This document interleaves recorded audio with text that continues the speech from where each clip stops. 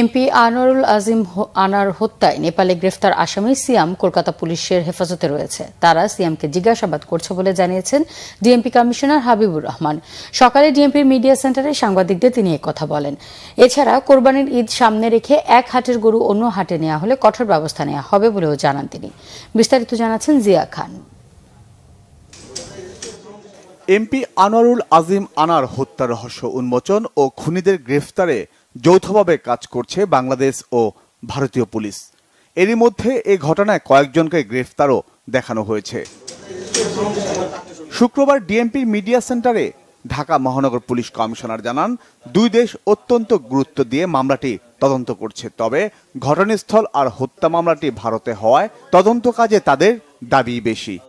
Kolkata CID তারা সেটি তদন্ত করছে। একজন তারা নেপাল থেকে নিয়েছে এবং তারা আগে একজন অ্যারেস্ট করেছিল। আমাদের কাছেও আছে, তারা তদন্ত করছে, আমরাও তদন্ত করছি, তারাও তদন্ত করছে এবং এক পর্যায়ে আমরা সিদ্ধান্ত নিয়ে যে কোনো একটি জায়গায় এই বিচারটি হতে পারে।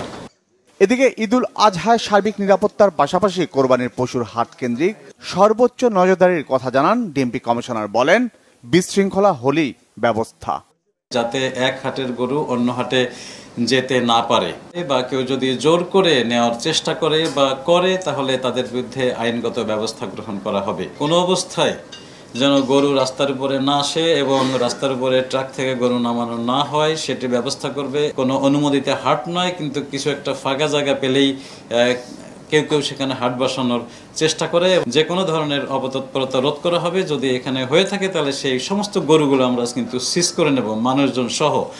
অনলাইন কেন্দ্রিক হাটে প্রতারণা ঠেকাতেও সতর্ক থাকবে পুলিশ। জিয়া খান, বাংলা ভিশন, ঢাকা।